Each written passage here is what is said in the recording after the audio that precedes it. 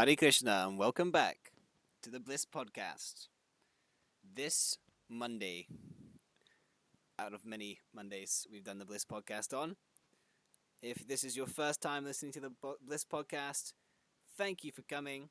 Please let me know where you're watching from, who you are, and what brought you to the Bliss Podcast. Did you find it on your YouTube recommended? Did you see it on the YouTube Hot Watch list? Because it's such a popular video series that it got to the top 100 on YouTube. I'm sure the latter option is where most of you come from. Just kidding. We don't have very many views. Because we talk about controversial things here on the podcast. One of which is not landing on the moon. That's right, the moon hoax. We're bringing it to conspiracy theories. And I'd like to say that before you dismiss this podcast, this video, as something crazy, something concocted, something speculative, think again. There is plenty of evidence that points to the fact that this moon landing, so-called, never happened at all. And when I speak of evidence, I don't just mean theories. The word conspiracy theory indicates, right? It's just theories. We're postulating, speculating, guessing, and saying stuff doesn't add up, and it doesn't make sense, and coming to some kind of logical conclusion. But we don't just have speculative evidence. We also have hardcore Vedic evidence, the best kind of evidence, which I elaborate on in the first part of this podcast. We didn't land on the moon, part 1. If you haven't seen it already, please go check it out. I recommend that you go check it out even before you listen to this podcast. But in that podcast, I described the different kinds of evidences that you can really possibly give, and why the modern scientific method, or what most people rely on to determine whether something actually happened or whether something is true, which is referred to in the Sanskrit language as pratyaksha, or direct perception, seeing with the eyes or the other senses, why that method is very unreliable, and then all the other different methods that people may use, and then also what the best method of getting knowledge is, which is by hearing from authoritative sources. So that's rather an interesting podcast, and that establishes the unique contribution of Srila A.C. Bhaktivedanta Swami Prabhupada, the spiritual master of the Hare Krishna movement, that establishes his primary contribution to why the moon landings were hoaxed. And as I talk about on that podcast, this is not necessarily the point of our movement to establish the fact that we didn't land on the moon. The point of the Hare Krishna movement is to elevate everyone to spiritual consciousness and to give scientific, factual knowledge about the soul, God or Krishna, the Supreme Personality of Godhead, and the relationship between the soul and Krishna. But inadvertently, and Srila Prabhupada himself pushed many times, the fact that we didn't land on the moon is included in our philosophy, because in the Vedic scriptures, as we will cover on later podcasts and also on the previous one, Vedic scriptures say that we didn't land on the moon, and it's not possible for us to go to other planetary bodies. So this is our basis. But it is rather interesting to also look at the I don't want to say materialistic evidence, but how people who don't have anything to do with the Hare Krishna movement, they also don't buy the story, they don't buy the dogma that we went to the moon, and they have found many flaws, many potholes in the so-called evidence that has been provided by NASA and by other believers in the moon landing, debunkers they're called. So people have found almost too much evidence, certainly too much evidence for us to cover in a small podcast, as to the moon landing being faked. So we talked about the Vedic point of view in our past podcast, if you heard it, and on this podcast we're going to be covering some other points of view and also the arguments. Principally, we're going to be talking about the arguments that NASA and other scientists, so-called, they provide as to why the moon landings were not in fact faked. Actually, it really happened. So let us get into it. I have here with me today a special guest, our Nace Prabhu, who is joining me from Slovenia. And with the help of modern technology, we don't entirely kick on the scientists. They are doing a lot of rascaldom, but they have some nice contributions also. They made this nice Skype, so I'm able to call Nace Prabhu. With the wonders of modern technology, I can call him from my hotel in London, and he is joining me from. I can't exactly remember which city you're calling me from, Prabhu. Hare Krishna. Haribol. I'm actually calling you from like a very foresty part of Slovenia. Oh, The city is called Prevalje. Trevalia. Okay. Prevalje, yes. So it's like a village. It's very nice. Okay, Prabhu. So, do you think we landed on the moon? Are you one of those believers? Hmm. You know, I have to say, the first time that I saw them, that I saw these videos that they were showing us, I knew it was all fake. I just could not believe it. So I just had to look deeper into it, and with a rational mind, one can see that even from the videos that they provide, one can clearly see that it is all complete nonsense. Jai. So that is my personal opinion, and I did not. I knew this even before I started reading Srila Prabhupada, and then Prabhupada nicely smashed it even further into the ground with his Vedic knowledge. So that was also very nice. Right. Yeah, this is like, I mean, for those of you who haven't heard the previous podcast or haven't read Srila Prabhupada's books or haven't heard the Hare Krishna point of view on this controversial issue, we have many different. This is like one of the strengths about this argument. It's not like, if you go on media, if you look up moon hoaxing online or Google or whatever, what you're gonna find a lot of the time. Actually, I have the experience. If you type in "Did we land on the moon" on YouTube, anyone can do it. What you'll come up with is the recommended videos are all these so-called top-grade scientists, Neil deGrasse, whatever his face, and so many other scientists. They're debunking, but there's actually very little you can find about why it's a hoax. So if you go just based on the face value of media, social media, online search engines, it appears that those who find flaw, what to speak of Hare Krishnas, those who just think this is a little fishy, the whole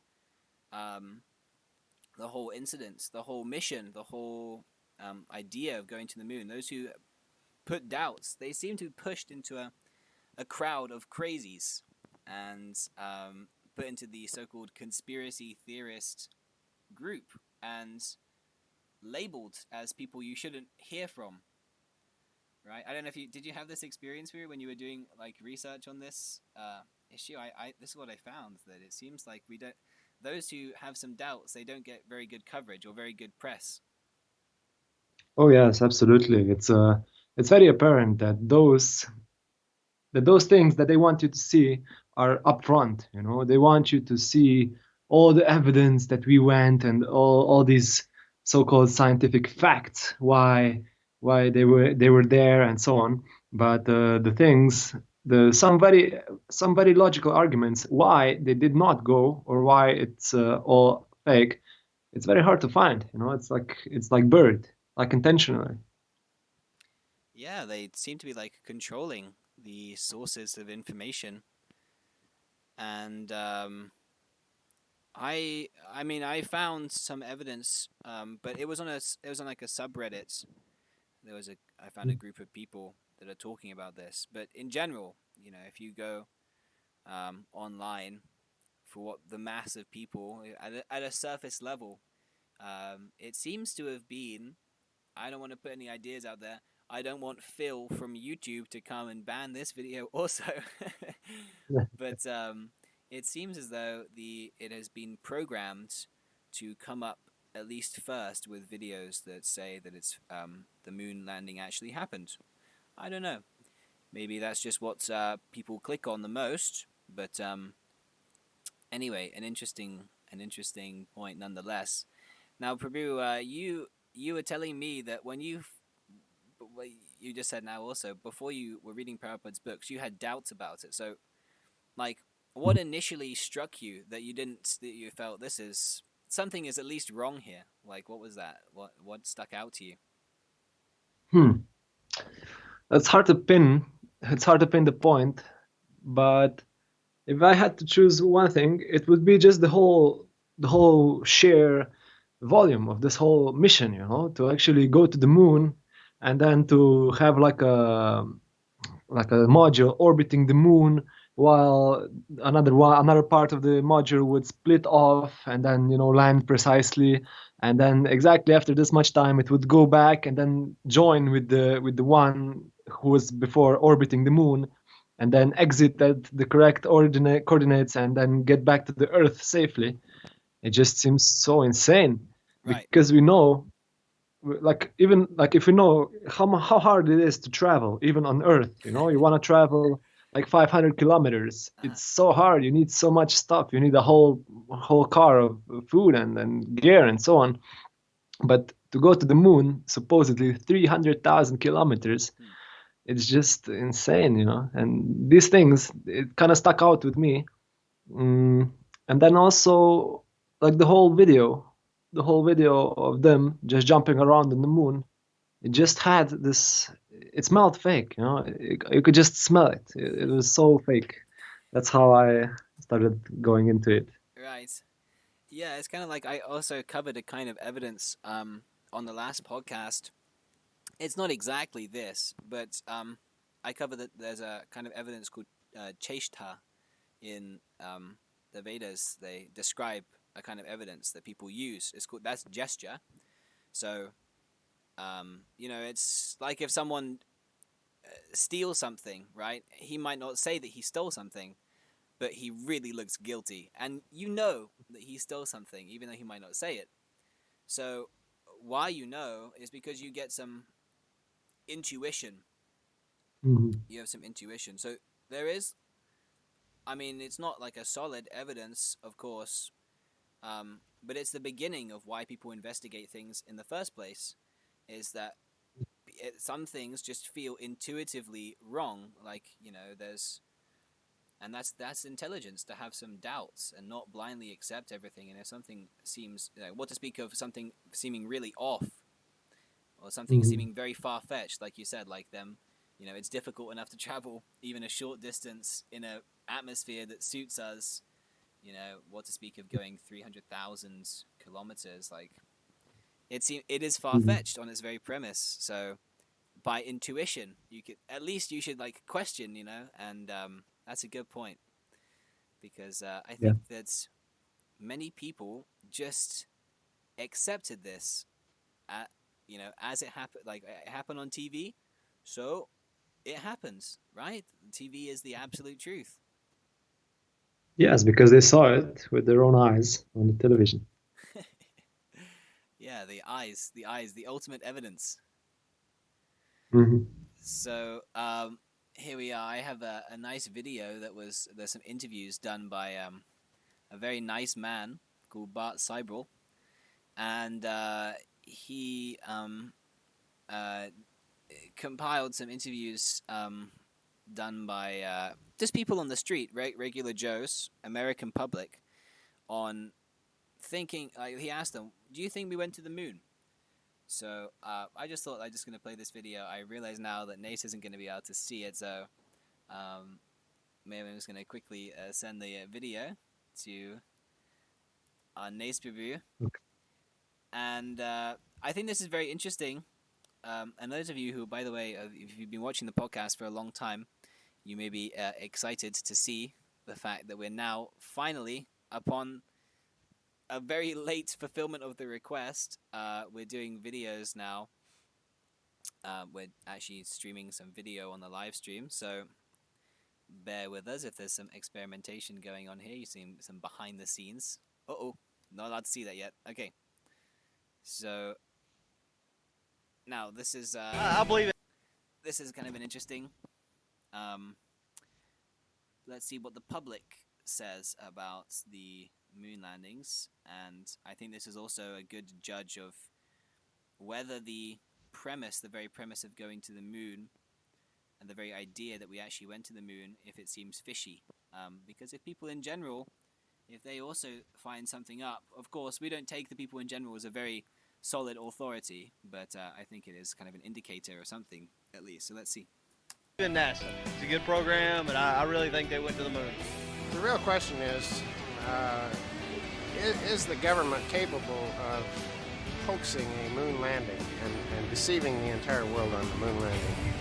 Would they do such a thing, and could they do such a thing? And I believe the answer to both questions is yes.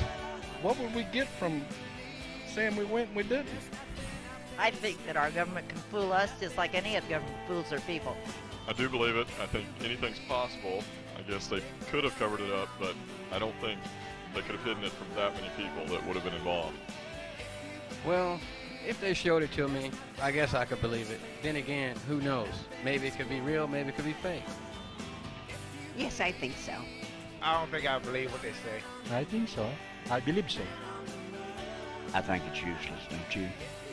I think it was all a stage set up out there in California somewhere. I really don't think anybody put anybody on the moon. I think it's all a hoax, just like the UFOs. No, I don't think it was staged. I think it was a real thing.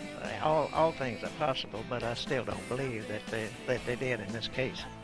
I really believe we went to the moon in the 60s. My grandfather went to his dying day swearing that it was all in the TV studio where it happened. Yeah, I believe in that because I saw watching in the television, and I thought that it's not fake, it is real. So I think so. It's good.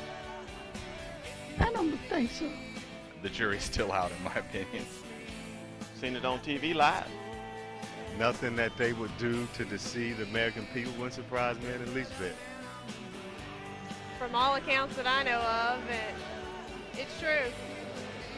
I'm pretty sure they've fooled people like that before.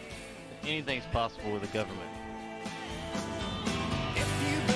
So, yeah, this is very interesting footage because I would say probably 80% of the people on this film said that at the very least, it's possible that the government cheated, and people don't have a big trust in the government. That's another thing, but a lot of people think that it didn't happen, and as I mentioned before, I think that a lot of, at least the articles that I read, and a lot of these videos I was watching about people debunking the so-called moon hoax theories, they give the impression that people are crazy. There's only a very small percentage of people who actually think that we didn't go to the moon.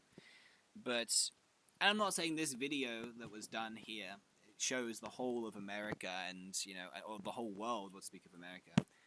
I'm not saying it shows actually how many people think that it's fake.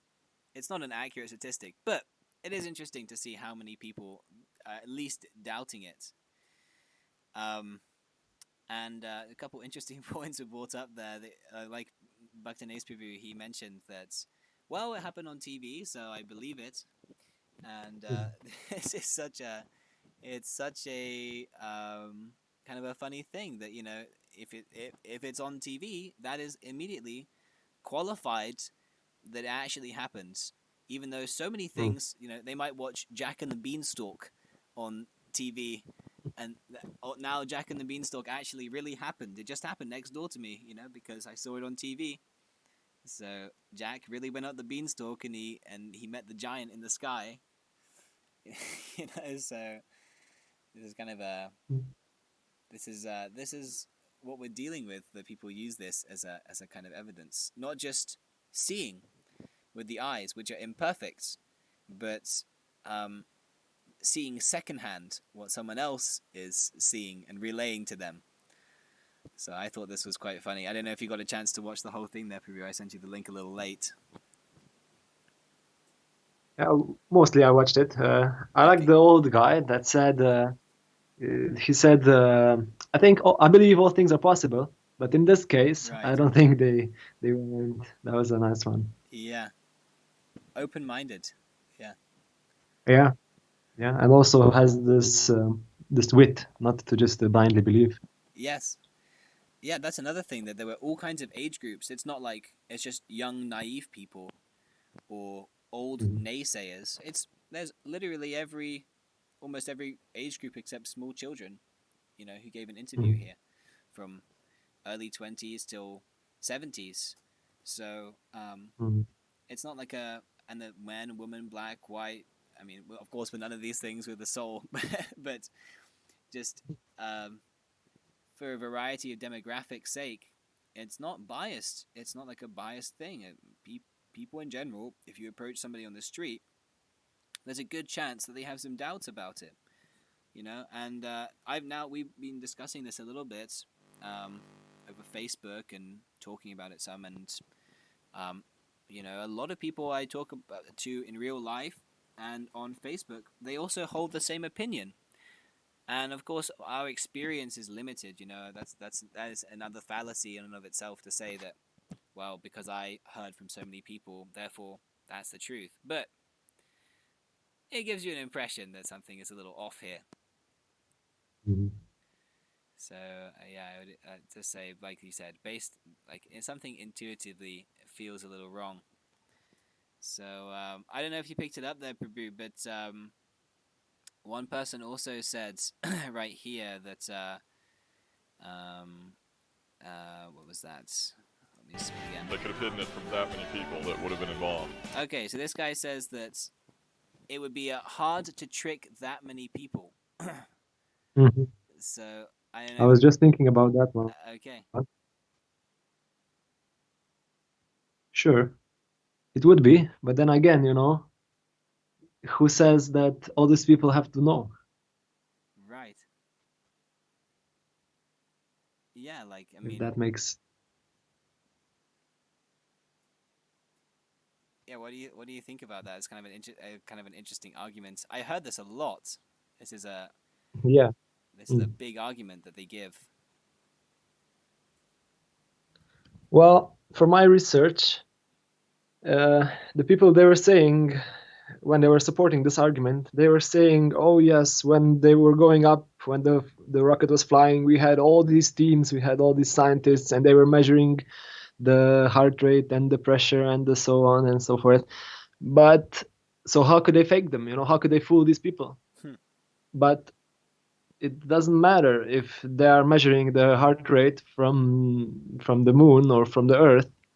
It doesn't. It's not a necessity for the medical professionals and the other scientists to know that they are actually being fooled. They could just actually be thinking, oh yeah, these guys are in the moon, but in reality, these astronauts are just hanging out in Earth somewhere, and just blatantly cheating the results. So it's not a necessity for everyone to know. Surely, if all the people that were participating in the mission, if all of them knew, then there is no way that this could have been stayed silent. But this way they must not have known. They must have been fooled as well. Yeah, I saw a very interesting interview there was a morning show that was they were interviewing a scientist and a so-called conspiracy theorist, and they posed this argument that it seems very unlikely that because so many people would have had to cover it up and so many people were involved. So the guy gave a very nice, concise smash for this, and he said that because they were discussing on ITV, which is a network in the UK. So he said, well, do you know what's going on in the financial department of ITV? And the presenter said, no. And he said, do you know what happens in the executive department of ITV? And they said, they never tell us. And so he says, so why is it very difficult to believe that or understand that they didn't necessarily have to tell all of the departments who were involved about everything that was going on? Like you say, they could have just staged the whole thing and told all the other departments that actually we're going to the moon, and everyone would have just believed them, like they do in so many different examples. Yeah, thank you. Yeah, that was my point. You put it so nicely. They just told them, okay, this is the big deal. This is it. It's going down. So be ready. The lives of these astronauts, they're depending on you to measure his heart rate.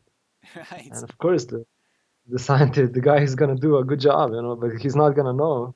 He's just gonna be thinking, oh yeah, look at me, I'm helping the guy on the moon, but actually he's just being cheated. Right. Yeah, they give the scientists a lot of responsibility. They make they give them a big mission.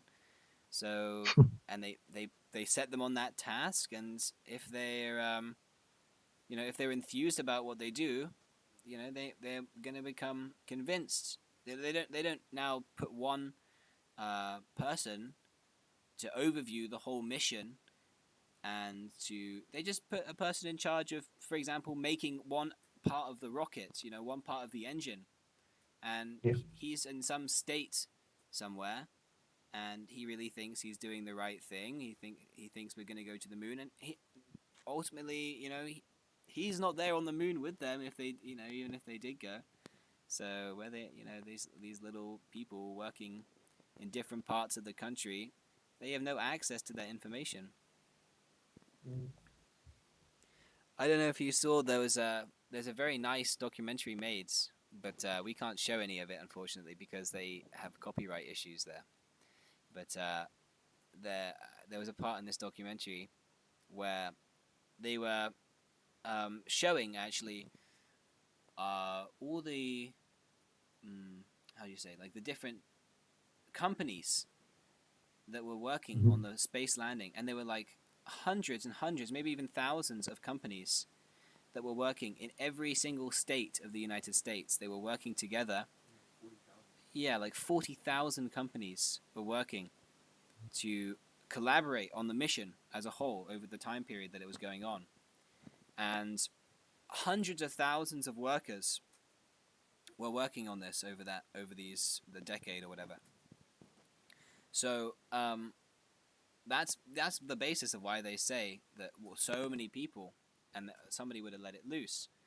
But if they're all in different parts of the country, and they're all focused on their little aspect, and ultimately they have no access to,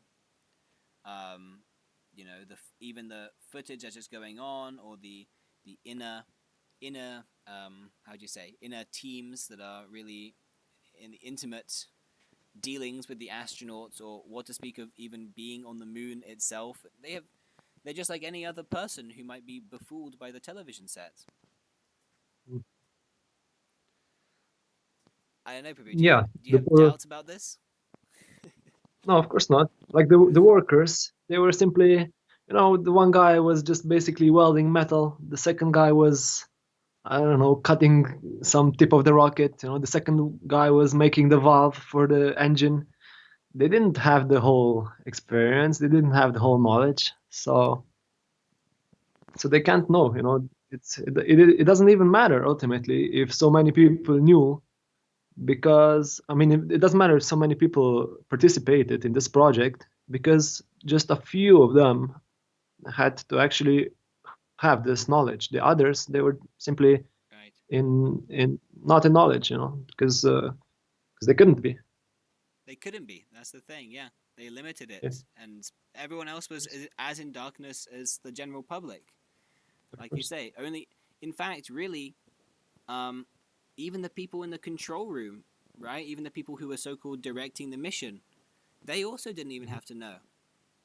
Ultimately, only somebody who was organizing it to be fake, and someone who was someone who was streaming the image to the television sets that the control room was working off of, and the astronauts themselves.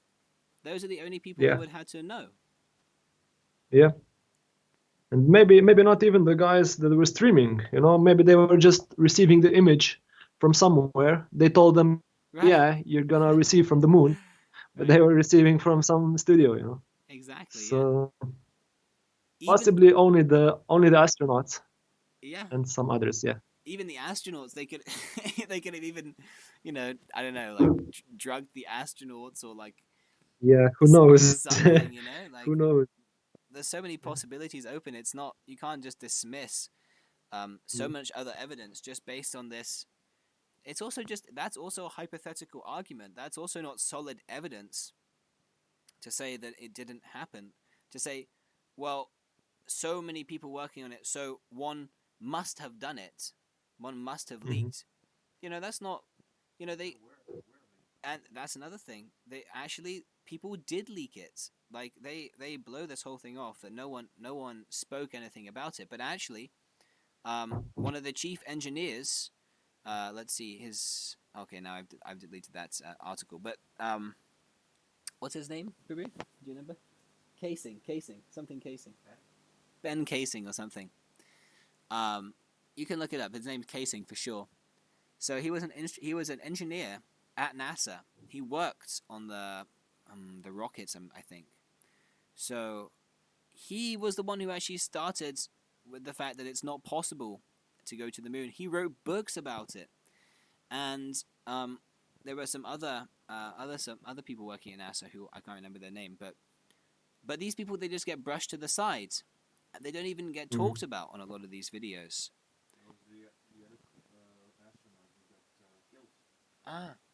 Oh, that's huge. Yeah. So.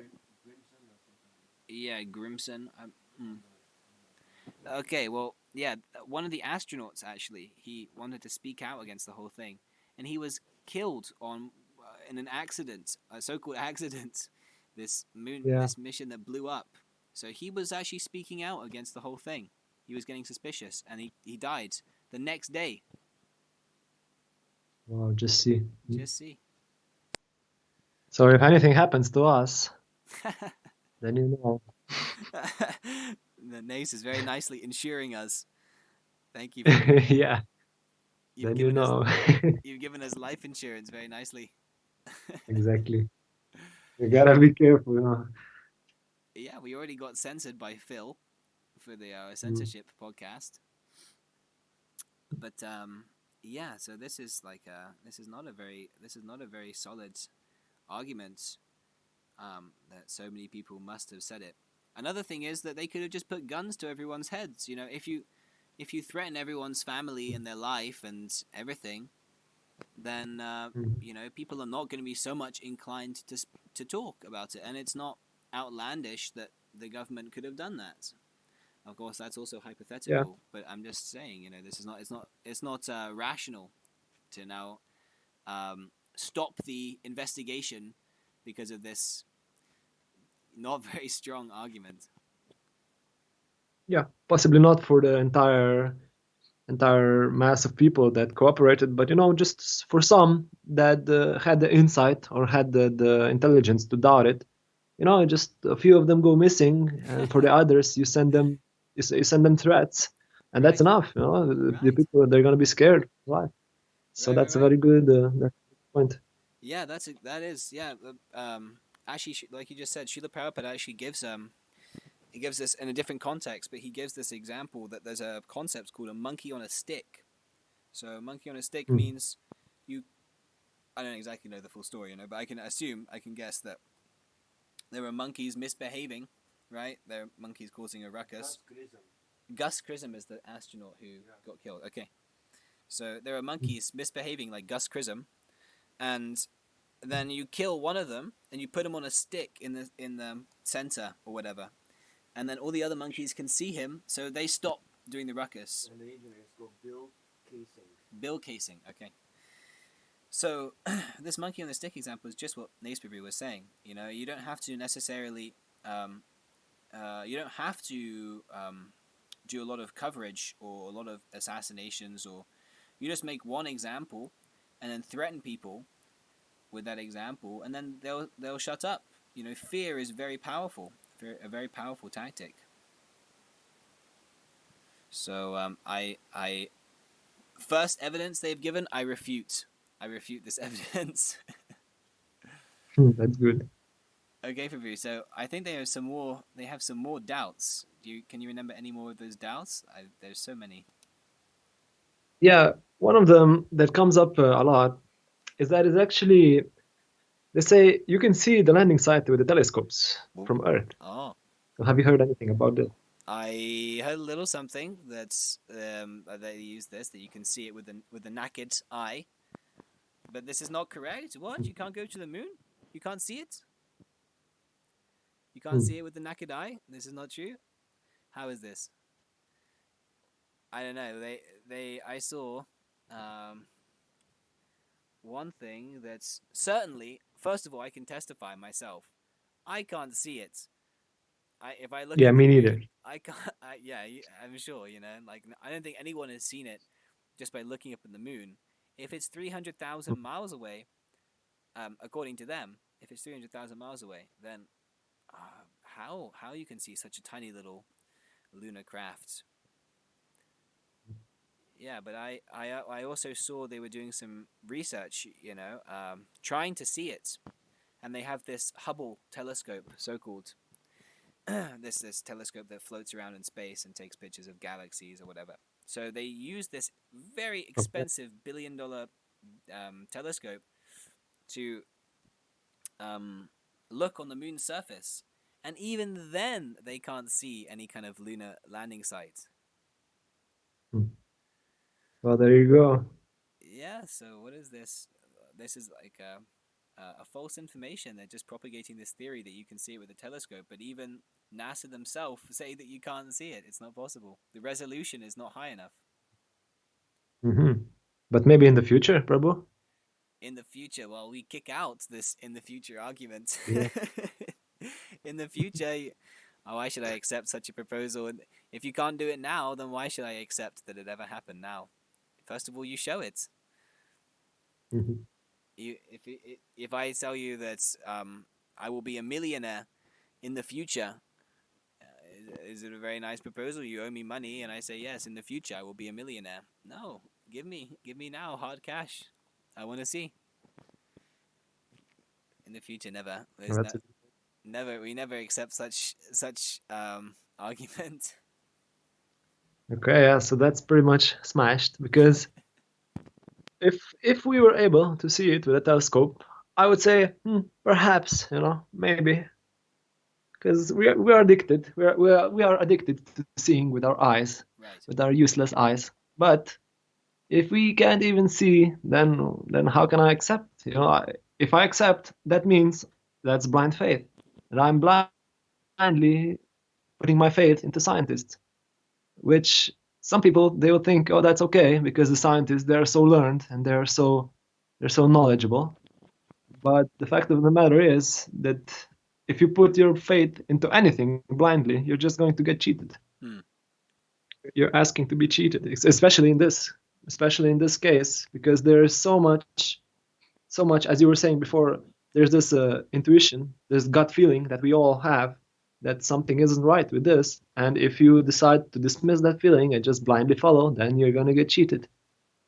Yeah, exactly. I mean, we also say similarly, you know, in one sense, someone might say, well, you also can't show me God or can't show me the soul. But we, you know, that's not our system. We say that there's a perfect authority, Krishna.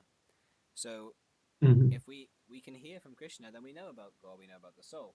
But the scientists, they themselves very much, they say all the time, we're imperfect, you know, we make mistakes. That's why scientists are called researchers, because they don't know, they have no knowledge. They're students. They're researching imperfect senses. So why should, like you say, why should I blindly accept someone who isn't a perfect authority? Exactly. I just accept his whims blindly? No. It's not. You have to be intelligent. You have to be intelligent. That is the fact. Right. So yeah, you can't see with your naked eye, or even with a telescope, and they've never seen it. And this is according to NASA. So, and furthermore, even if you show me a picture, that's also not a very strong evidence. They won't accept if they say show me God, and I show them a picture of Krishna, they won't accept that evidence. So why should I accept? Why should I accept evidence that if you show me a picture of the landing site, you could also fabricate that picture. Yeah, exactly. That's nice. That's using their philosophy against them. Yeah, take a sip of your own poison, NASA. Yeah. So then the only way for us to accept it is to actually see it with our own eyes. Just, okay, take me there, If you want me to accept your moon landing, take me there. Take me to the moon, then I'll accept. Okay, that's a good point. That's a good challenge, right? You went there at some point, so why can't you take us back? Why can't you go with better film cameras, live stream it, so many things, do it again. If there's so much theory, or you can say conspiracy, and a lot of evidence also that we didn't go there. So if there's so much doubt about it, and the technology is available, and you have the lunars, right, that you made them already, and you have astronauts already trained up. It's not like you're discovering and trying to do this stuff for the first time exactly, and you already know how to do it. You already trekked the path, right? So just do it again and prove it once and for all, and do something substantial there, not just collect some dust. Yeah, exactly. And just try to disprove, not actually proving anything. It's just simply disproving. That's not very valid. Right, they're on the fence only. Yeah. So we don't accept like that. We don't. Yeah, you should provide some positive evidence. So some other stuff that they try to bring up is that yes, actually positive. You have some stuff that you'd like to smash, Prabhu? Some burning. Yes, when you just mentioned this positive evidence, okay. I don't know. I was just thinking about what about the rocks from the moon that they brought? Oh, now you've got me.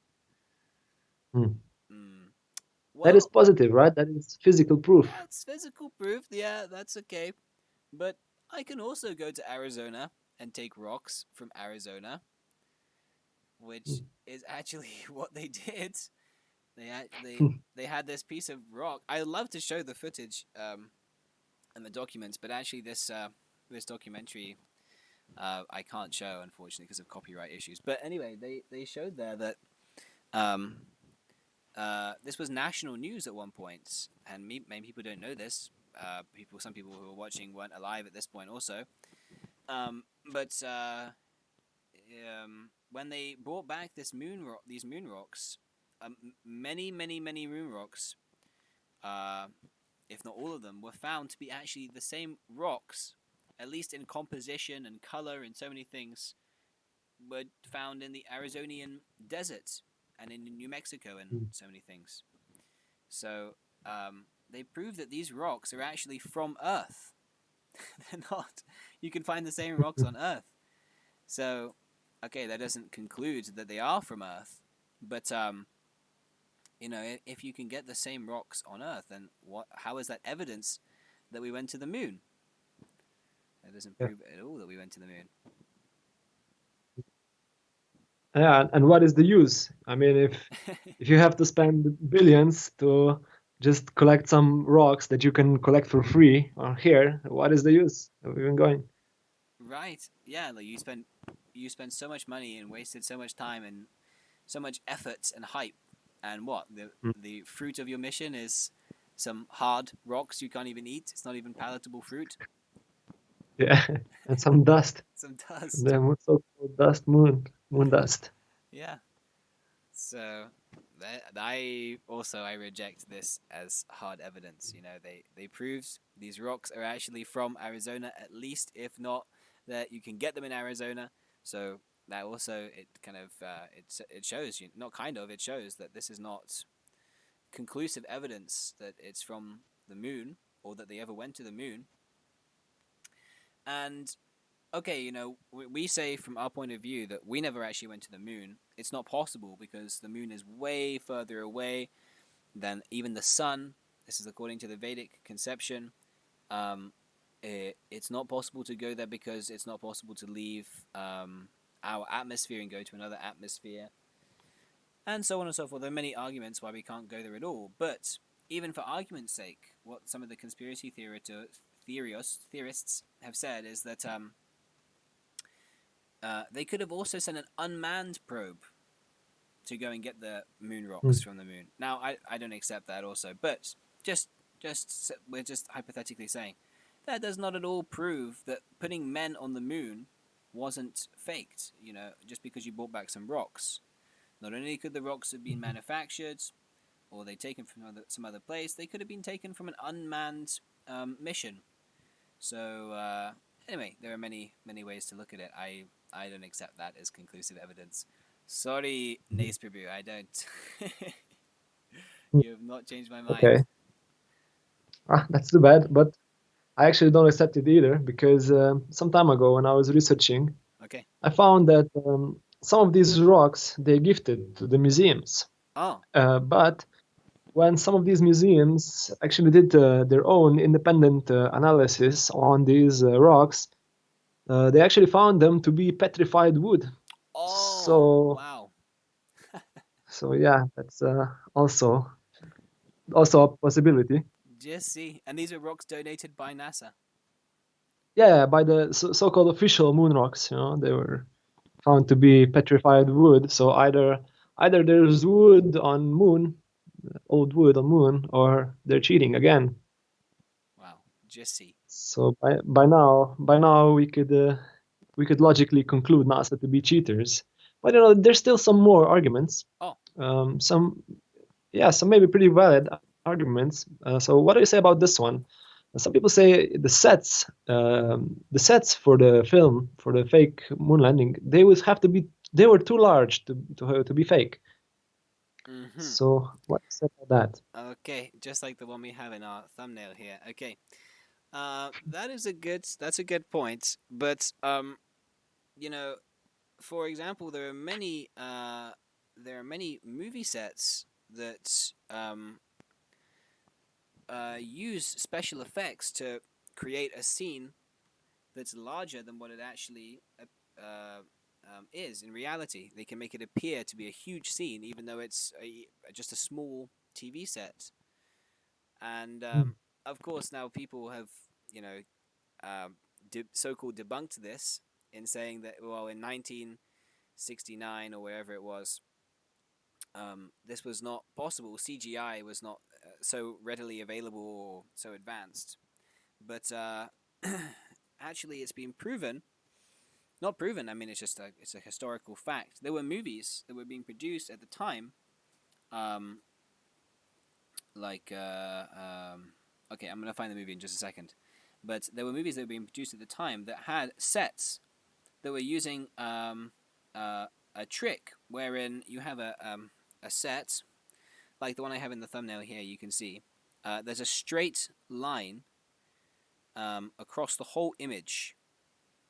So this is a movie set, and then they have a painting in the background, and they put the painting in the background, and they just take a picture at a certain angle, so it looks like there's a vast background behind them, and this is it's like an optical illusion basically, and it's only possible if you have this unbreaking line of landscape, because that unbreaking line, right, that is the set, and then then they put the painting behind that. And what you'll find in all the NASA pictures is that every single picture has this unbreaking line.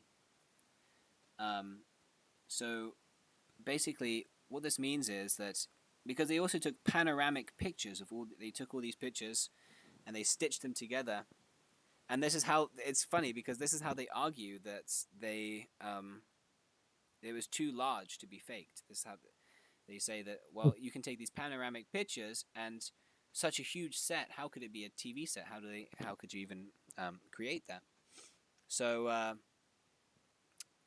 they showed basically they defeated themselves, because if you look at these panoramic pictures, anyone can see there's not a single picture where the unbreaking line, as I'm just trying to show here, this unbreaking line, it doesn't stop. There's no breakage.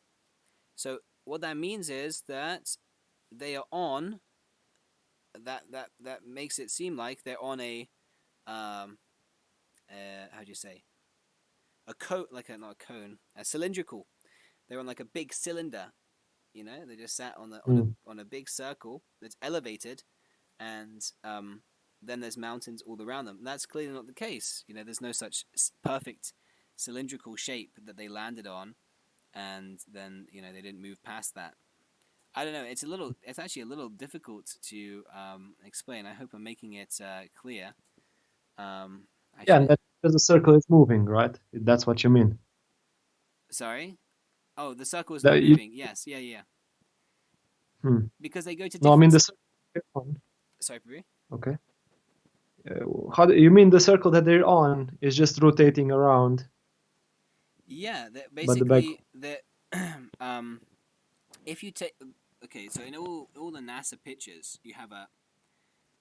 the background of the picture has a line, right? And in film trickery, in when you want to make a movie trick, that you have a movie set, and then you extend that trickery to make it look like you have a very big, vast background. What is required is that you cut off, you make a how do you say, like a straight landscape line, and there's no breakage, because as soon as there's a breakage, you can see there's a painting. I don't know if it's clear. So in all the NASA pictures, there's always an unbroken line in the background of the picture. And if you take all those pictures together, because there's always an unbroken line, that means they must be on some kind of elevated circle. Because, if there's a line unbroken in the backgrounds, and you can never see where the landscape slopes down, or I mean, it's very difficult to show. I wish, because this documentary showed these pictures very nicely, showing the examples also in movie history. Okay, one moment, hold on. All right, Hare Krishna, we're back. So now I decided to bring out, because this concept is a little difficult to explain without examples, I decided to just bring out just a portion of this nice documentary, and let us watch, where we explain this concept called front projection, and how it's a cinema trick, how you can make a background seem much bigger than it really is. To that of the Apollo missions. And yet, this is the actual set where the scene was filmed. Only the terrain in the foreground is real. The rest of the landscape is projected as a backdrop with the use of special effects. The only difference with the 1960s is that today the background images are superimposed to a green screen with a digital technique, while in the past the background images were projected onto a highly reflective screen with a technique called front projection. One of the first ones to use the front projection was Stanley Kubrick in the film 2001: A Space Odyssey. This is the famous opening scene with the monkeys in the African desert. As one can see, the savanna in the background appears to be immense. And this is the studio where the scene was shot. Only the first part of the set is real, the one in the foreground. The rest is a photographic image, which is projected onto this highly reflective silk screen. Here is another example of the use of front projection from the same Stanley Kubrick film. The terrain in the foreground is real, and we are in the studio, while the image in the background is the result of a projection onto a highly reflective screen. One way to know whether the front projection was used is to verify whether there is a continuous separation line between foreground and background crossing the entire image from left to right. This is actually the line separating the real terrain in the studio from the projection screen in the background. And, curiously enough, we notice that in many of the Apollo pictures, a continuous line crossing the frame from left to right is present. This line separates the terrain in foreground from the distant hills in the background.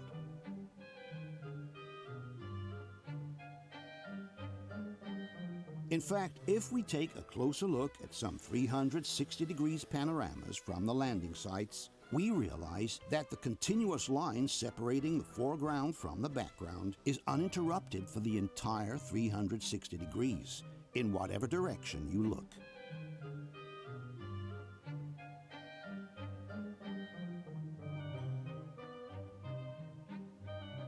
This means that either the astronauts have landed on some kind of truncated cone separated for 360 degrees from the distant hills, or the images have been shot in a studio. Okay, so that kind of, I think everyone gets the picture there. So, yes, basically, if you didn't pick up, I think it was very clear, but they use projection methods. They just have a set, then a reflective screen, then they put a painting in the background, and it can make it appear that it's just and it's actually a very vast space that they're actually in, and as they showed there, like this is actually what is on most of the NASA pictures, if not all. They all have this line, this very incriminating line separating them, separating the foreground from the background. And so this is, I would say, very, very indicative of the fact that it was shot in a studio. Otherwise, like they also said there, it was shot on some cone, which is very unlikely that they landed on this cone, because also they're moving around. They go to different areas of the moon, far away from the original landing site.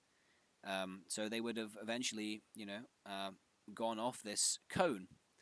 So I don't know if that was a clear enough smash for your theory that they just that the sets are too large, but I think this is quite compelling evidence against that theory. And of course, our Nace Prabhu didn't actually get to see what I was watching there. But yeah. So what else do you got, Nace? What else do you got, Prabhu?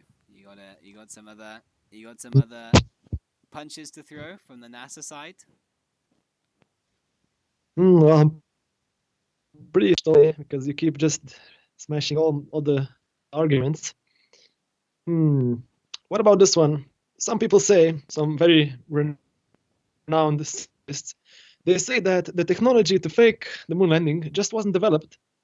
So in that time, it would have been just easier to just go to the moon. So what about this? Well, do you think it would just be easier? Well, that's rascal then, because we can't go to the moon anyway. That's a whole other thing. To say that, well, why did the whole reason that we're saying that you faked the moon landing was because we say you can't go to the moon in the first place. So that's a nonsense argument to say, well, it would just been easier to go to the moon. I mean, why do people come up with the conspiracy theory in the first place? The whole point is that you can't do it, so that's why you had to fake it. It's almost like a joke. I think the scientist was just having a joke, surely. Yeah, you would think so. Actually, I wish they would, but I don't think they're joking about it. I think they're actually believing their own nonsense, Yes. What about this one? This one is the last one, I swear. Just recently, the developers from NVIDIA, the graphic card developers. Yeah. Okay. Supposedly, they made some programs, that proved that this backlighting from the moon landing, that it could be actually possible, because in their words, there's many sources of light, because the sun is reflecting and the earth is reflecting, and they made by this program they showed that it could have been possible. So what do you think about that? So they say that they calculated that sorry, I'm getting photographed here in the in the temple by Purujit. These will go on the Bliss family later. You'll be able to see actually what it looks like to film the podcast. So Okay. So they calculated that yeah, I saw this also, that they were showing the different, they calculated the luminosity of the moon's surface, the brightness of the sun, the angles, the shadows, right? They put this all into computer programming. Okay, well, the first thing I would have to say to that is that it's a computer program, so you can literally by default program it to do whatever you like.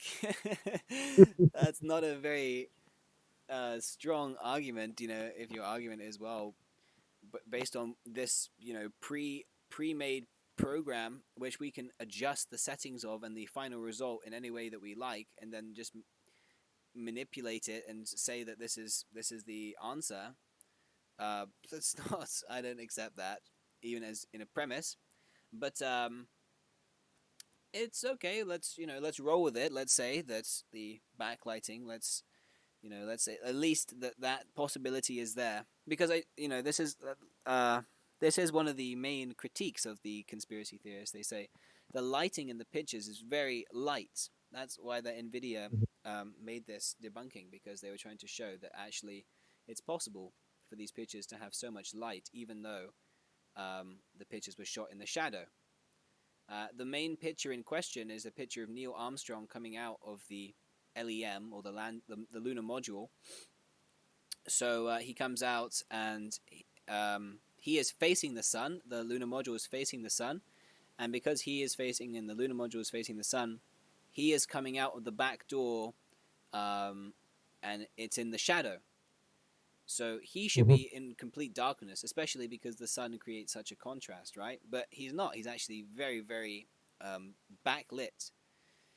So now the conspiracy theorists, they say that, well, it requires backlighting or some other source of light to be able to produce this kind of effect. So there's a TV show, maybe some people are well acquainted with it, called Mythbusters. I'm greatly ashamed to admit that I was also watching this when I was younger. So I'm now about to smash my younger self. The self is never young or old. The self is eternal, but just relatively speaking. Let's indulge in some Mythbusters and see how they debunk this so-called. No, sorry, not so-called. They debunk this theory. What conspiracy theorists say is that he's too well lit. You can see him clearly, yet he's in this black shadow of the LEM. There's only one light source on the moon. That's the sun. Conspiracy theorists claim there must be a second one. Sorry for that. Yeah, I put this because I want to save time for reading Srila Prabhupada's books and chanting Hare Krishna. I put this on a high speed so I don't waste too much time. Now I'm going to put this on normal speed so no one has to deal with ultra fast, crazy scientist guy speaking. Oh, here we go. Making him visible, and we're going to find out. And to do just that, the guys are going to shine a substitute sun on the very model of a modern miniature landing module. Oh, and a surprisingly talkative toy astronaut. This is my 1/6 scale model of Neil Armstrong. I can tell it's Neil because he's got the red. I don't want to hit the scientist guy joking. Let's move forward. And Curtis. Okay. Conspiracy theorists are saying that the shot had to have been faked using a fill light. Personally, I think it's because the moon's surface is reflective.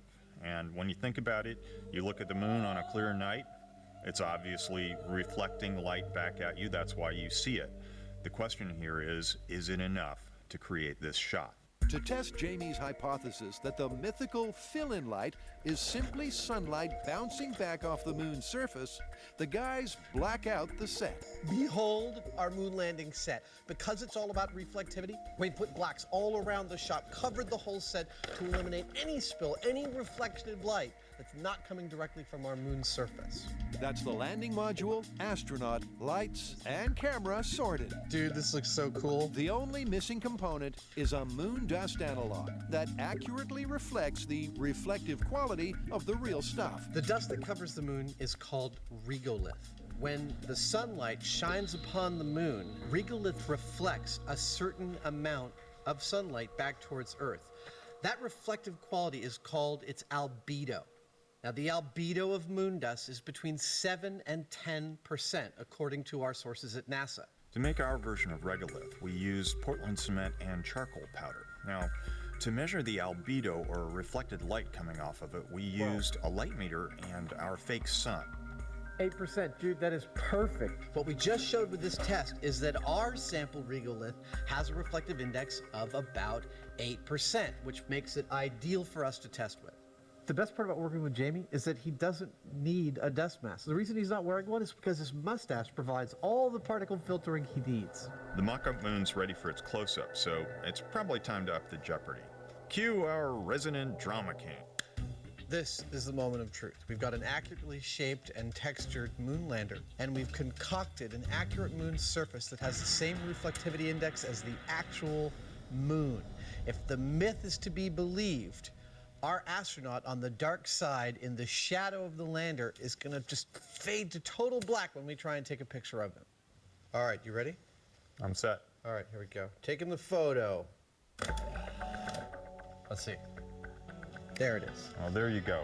He's standing full on in the shadow, and you'd think you wouldn't be able to see him. He'd be dark, but he's not. He's in brightest day. The myth here is that you would not be able to see this astronaut this clearly unless there was a secondary fill light illuminating him. Because he's in the shadow and there's only one light source on the moon, he would by definition be black. Our photo here proves just the opposite. That with a single light source, with the surface of the same reflectivity as the moon, our astronaut is clearly visible, busting that myth.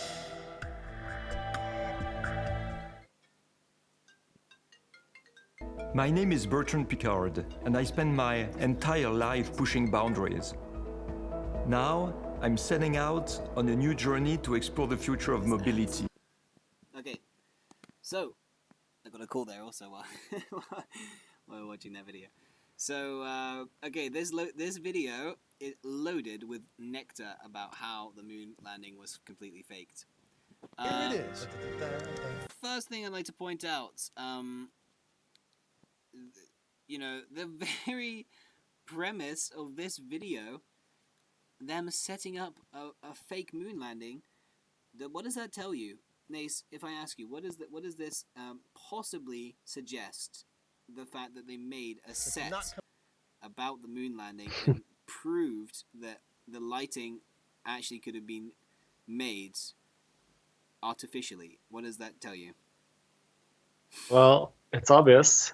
That means that it can be faked. If they can do it, they can do it also. The whole thing can be faked. So, yeah, if the two scientists, Jamie and this Adam guy of the Mythbusters, if they can do it, then NASA can do it, certainly. yeah, not? what to speak of if NASA stole billions of dollars from taxpayers, why can't Yeah. they afford an even better set? You know, Yeah. This is very hilarious that they've stepped in a big stool, as we say. They stepped in their own stool because they made this tremendous mistake here.